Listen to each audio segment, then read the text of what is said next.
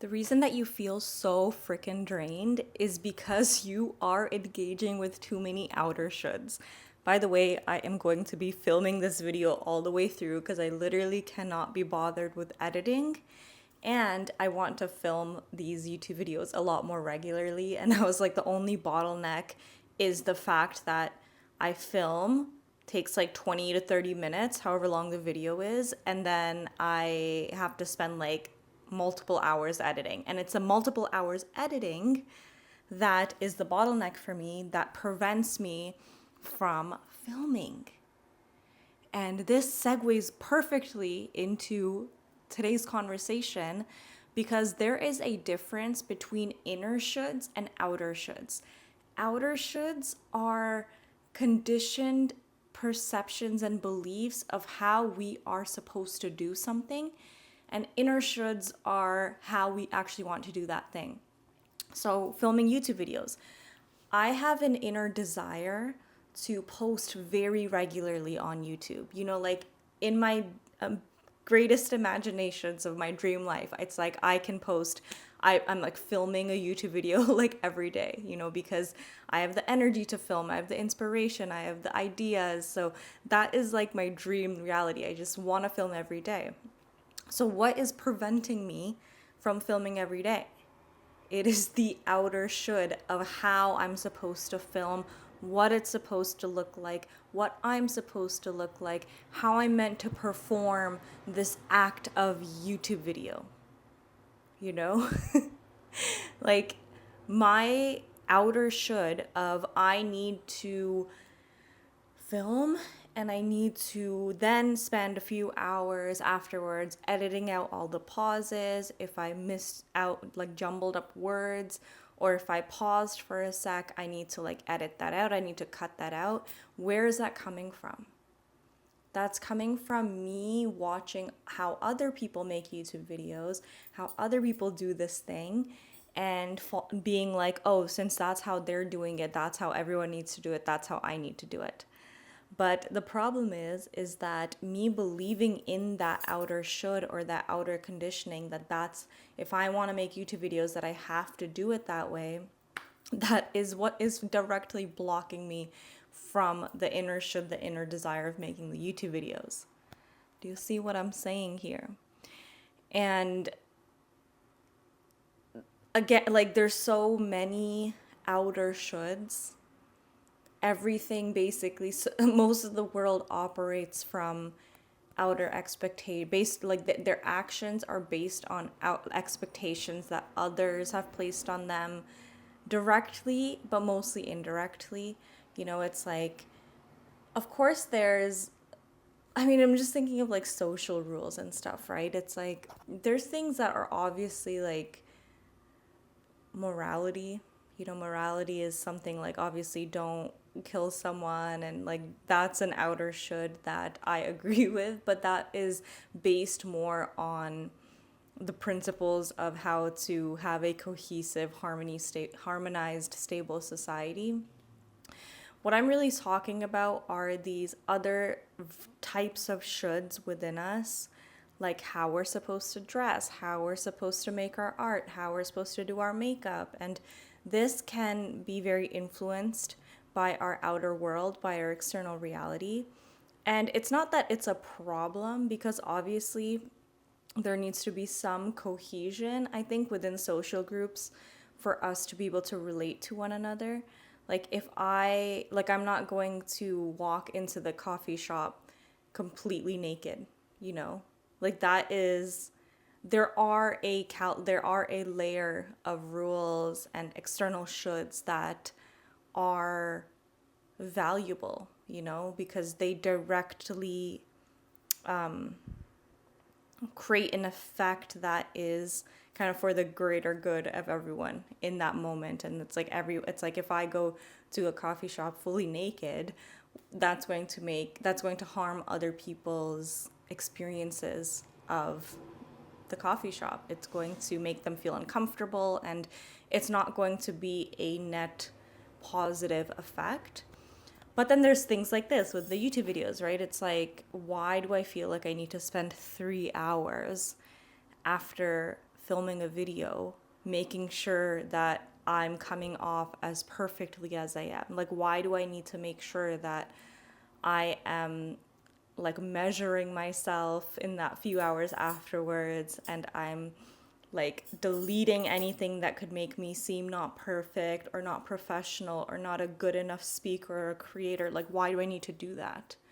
Why can I not just show up as I am and allow myself to develop with practice, with expertise? You know, like the more that I come on here and I start speaking more and I start speaking more fluidly, you know, like this is how I would do it before, by the way. So I would have an idea, right, of a YouTube video that I want to film, like today, inner shoulds versus outer shoulds. And I would film it, but then while I was filming it, it's like if I jumbled something up, I would like fully stop, and then I would like repeat sections so that I could put on this like, I don't know, it's like a performance energy. It's like, so I could like put on this performance of being a good like YouTube video person. When in reality, this whole time, what I've really wanted to do is just be myself on camera, just talk as if I was there in front of you in person. And so, culture, family, society, religion, there's a lot of places that we source shoulds from. And what I want to ask you is how many of the like, if you were to track your entire day from the moment you wake up to the moment that you go to sleep, and you jotted down every action that you took that day, and then at the end of the day, look at that list and see how much of that list was coming from within, like how much of the motivation was coming from within, as like from the source of desire, is something that you truly like feel excited to do because there's literally nothing else that you'd rather be doing, and how much of it came from external expectations of you, like your friend needed you to do something, and because you feel like you have to, because you don't feel like there's space in your friendship to say no, because maybe there's no boundaries, it's like, so you do the thing for them. And now, or it's like, it's like, are you eating some, oh, this is a good one, it's like how much of what you're eating is what you actually want to eat, and how much of what you're eating is based on these like external diet guidelines and recommendations that were created by someone outside of you, something outside of you.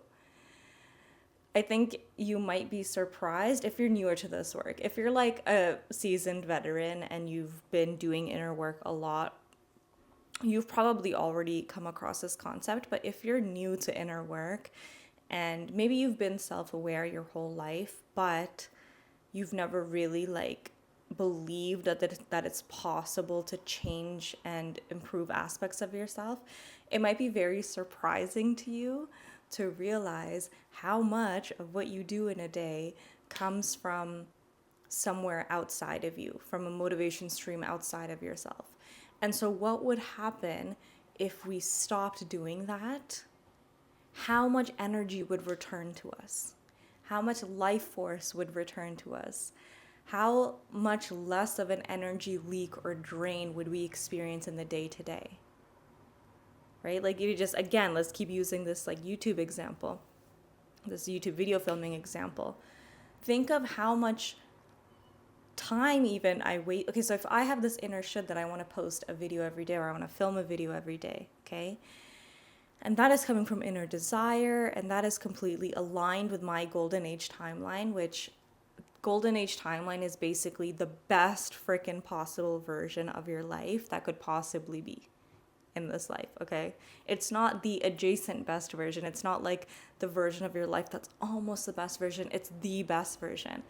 And what I know is that the only way to achieve that golden age timeline, to live out the golden age timeline, to align yourself and actualize the golden age timeline, to shift onto the golden age timeline, is to follow your inner desires, your true inner desires, okay? So if I have part of my golden age timeline that I have a thriving community on YouTube, okay, and I'm helping and impacting and influencing millions of people through this platform every day through my videos. If that is part of my golden age timeline, the way that would translate into my now moment, like to get me on the pathway there, is I would have an inner desire to start posting a video every day.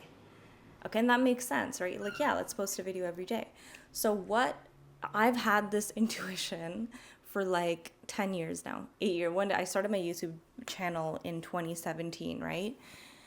I think ever since 2017, I knew that this, like, I was connected to this desire that I see myself posting every day, like talking to the camera every day, like sharing my thoughts every day, impacting people, like helping people, giving advice, etc. Like basically offering different perspectives, different freeing and liberating perspectives and mindset shifts to people watching me. I've always known that I want to do this like every day.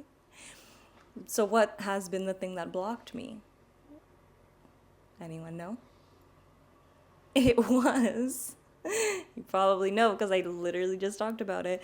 It was because I had all of these rules that I was like, okay, well, if I want to post, so the pure base desire, it was to post a video every day.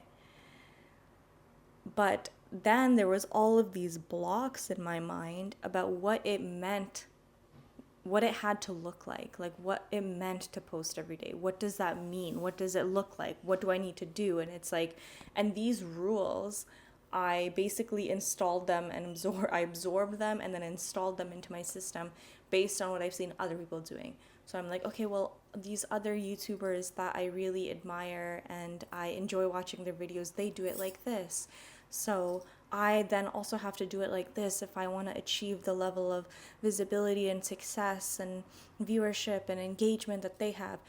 And we do this with like every industry, by the way, even with coaching. Like when I got into the coaching world, it's like I started obviously feeling inspired and admiring other powerful coaches and being like, oh my gosh, if I want to be at the level of visibility and success and impact and blah, blah, blah, I need to do it like they're doing it.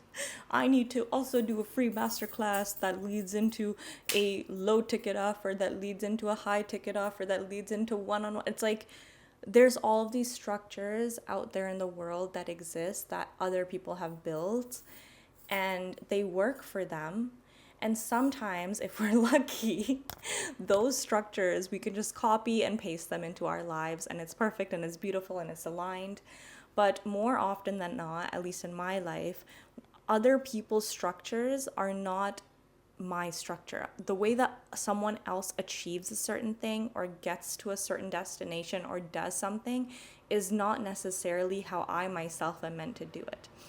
So what happens is when I then try to fit their shape onto my, or not even that, it's like when I try to fit and contort myself into that shape, I face resistance, I face blocks. Because ultimately, like something that is one of my like core values, right, is one of my core values, by the way, we'll go over this in a sec too, core values. One of my core values is authenticity, about allowing myself to be visible and seen as I am, because I believe that all of us are the ways that we are. Like our natural design is the perfect design. And I grew up religious within Islam, as you know, and I no longer resonate with organized religion in that way. However, I have a deeper connection to the entity of God or the creator force or nature, whatever you want to call it. I have a greater relationship to that force now than I did when I lived within organized religion.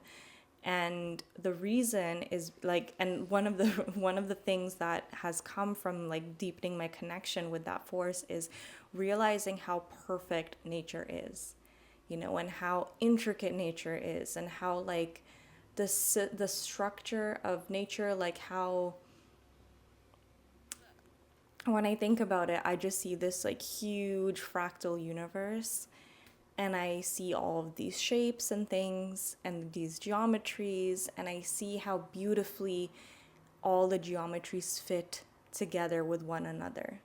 And the only reason, my belief is that or my theory or hypothesis is that the only reason that there is disharmony in the world is because people, I mean, including past versions of myself and even maybe current versions of myself, we act in a way that is out of alignment with our natural ways of being. Okay, because we were designed as we are for a reason. We are like one piece of this like grand puzzle of the universe, and it's not random why we have certain desires, why we look a certain way, why we talk a certain way. Like every single aspect about ourselves, our natural selves, is like precisely picked by this like cosmic infinite intelligence. Okay, and so one of my core values, going back to that, is that I believe that I make such an impact in the world simply by allowing myself to be seen as myself, in my light, in my shadow, in my perfection, in my imperfections, especially in my imperfections. And so obviously, if that is a deep core value of mine, then making YouTube videos and then spending like 3 hours afterwards editing all the imperfections out, or trying to edit all the imperfections out, and looping in the imperfection, looping in like negative thoughts about the imperfections that I can't edit out, that is like directly going against my values. And think of how draining that is then. Like that level of incongruency or in like lack of coherence with like how you're acting in the world and what your core values are, that drains your energy so much.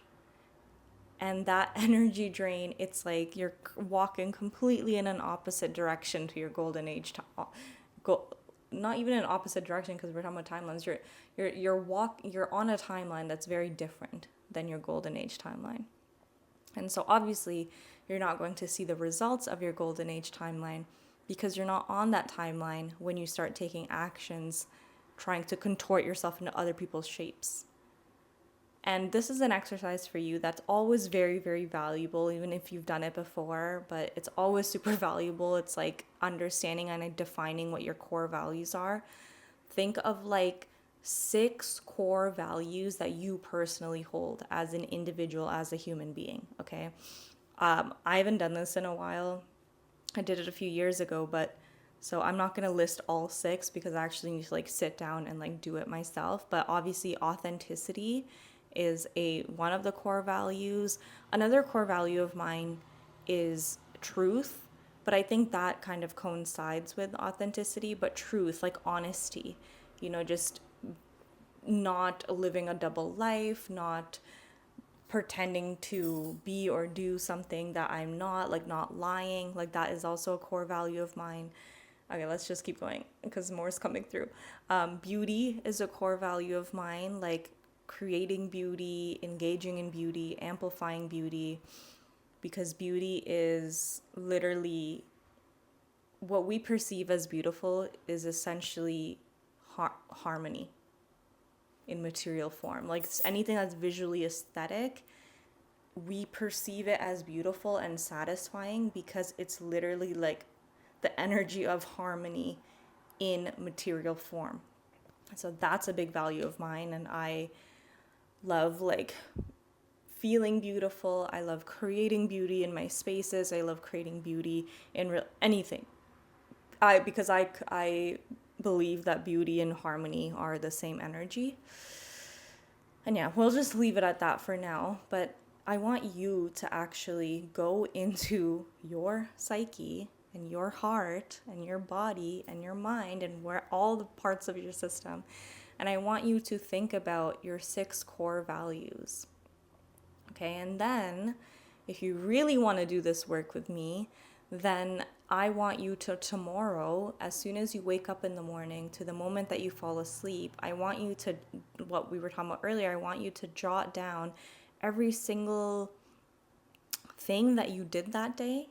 And at the end of the day, see how much of it was coming from an inner desire, from like an impulse from your, it's like impulse or like, what's it called? Ping from your like golden age timeline. How much of it was coming from inner desire and inner shoulds, like something that you wanted to do from within, you were guided from within to do, you were inspired from within to do? How much of your day and the actions that you took came from that energy, and how much of your day and how many actions did you take came from not that energy, came from like this energy of like expectation, like obligation? How much of it came from obligation? And obviously, like, sometimes it's hard to detangle from the obligation energy and like the actions that we're taking from obligation energy. Like, for example, you might look at your list and you're like, well, I went to work today, and that's not coming from an inner should. I'm working because I have to. So first of all, you're working in the job that you're working in. And if it's not, okay, first, let's backtrack. There are many, many people in the world that are working 9 to 5, for example, and they love it. It's aligned for them. Like, that 9 to 5 is coming from an inner should. It's something that they are aligned with. It's like the 9 to 5 is the golden age timeline for them at this time. But then there's many other people who are not working from that energy. They're not being guided to work a 9 to 5 from that energy. They are doing it because of external shoulds, because they feel like if they don't do this job, then something better is not going to come, or they feel like they're not good enough for what they really want to do, so they're settling. It's like you might come across like a work block or something in your day and be like, well, this is definitely from outer should. I can't just like get rid of it. You can get rid of it. It might just take time, because there's probably things that you have to detangle. There's like shoulds within the shoulds in there. And we can go over that in another video. But for now, like, I just want us to start identifying and becoming aware of the fact that we do this, that majority of us take actions and basically live out our lives and experience things not from pleasure or joy or excitement or inspiration. We do it from obligation and heaviness and should.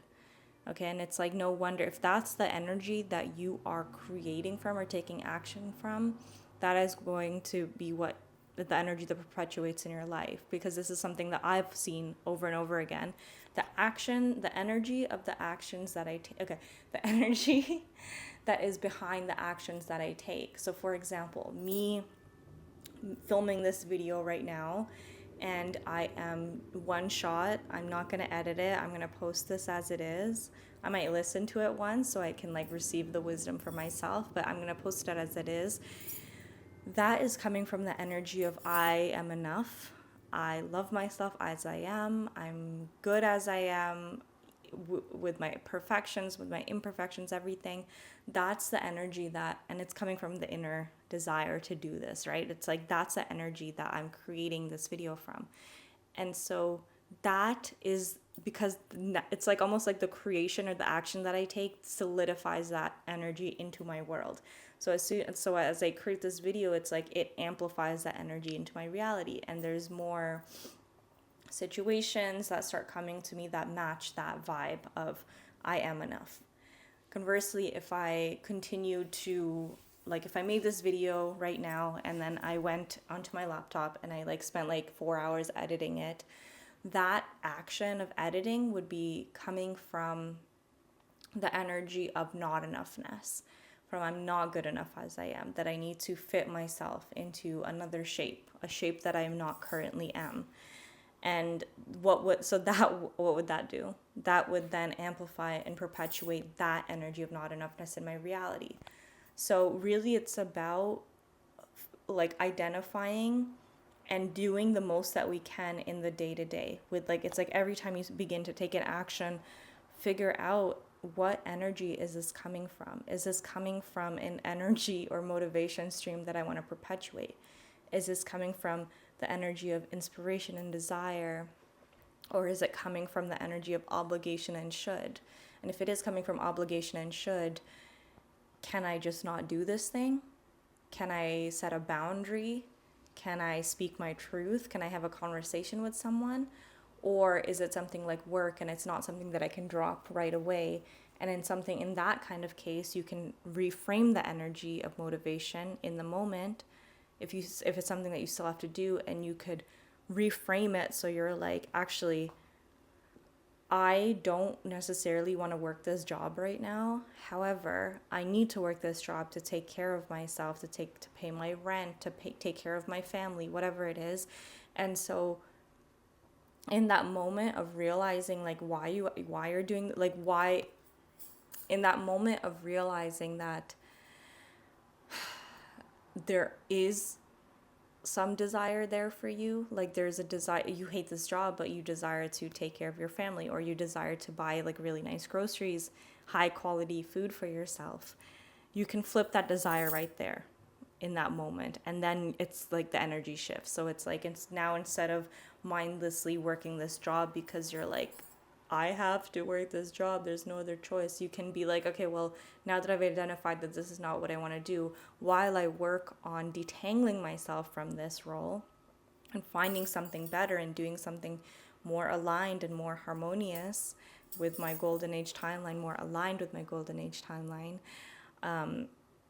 I can in the moment reframe it. So I'm going to this job today because I'm really excited that I'm able to buy groceries that are really high quality and organic and yummy later. Or I'm working this job so I can like go out to eat with my friends later. Or I'm working this job because I'm saving up for this trip that I'm really excited to go on. It's like you can shift the energy even in the moment for things that you cannot immediately control.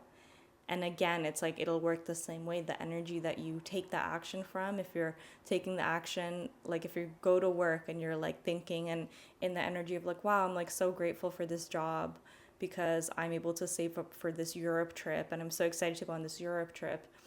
That now you've like translated that action from the energy behind the action from a obligation and heavy thing into something that is exciting and free and adventurous and like matches the energy of the trip that you're saving up for and the freedom that you feel being able to take that trip. And then that is the energy that's going to be amplified in your reality and perpetuated in your reality, and you'll continue being a match for new experiences that reflect that.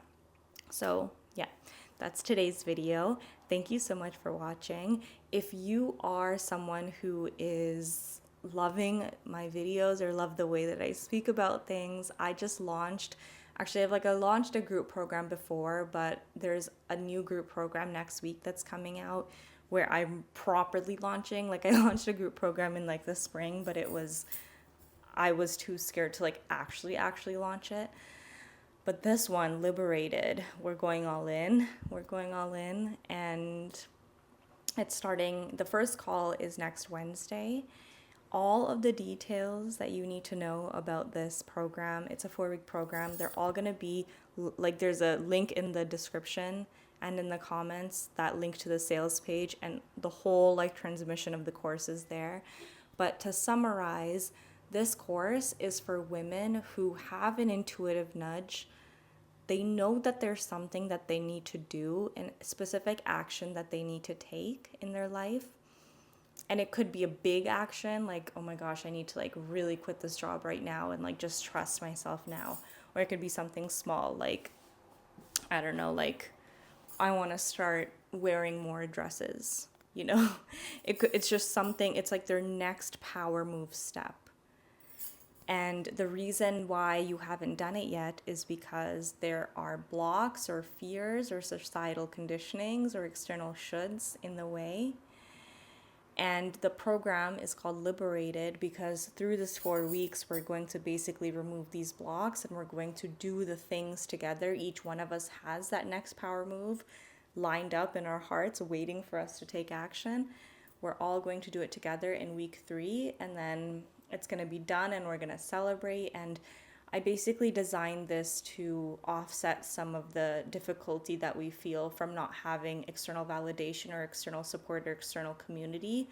Like oftentimes when we take actions from the heart or take actions from inner shoulds, especially if they're like bigger actions or they're actions that maybe people in your immediate surroundings or immediate community won't understand right away because they're not on that same vibe as you.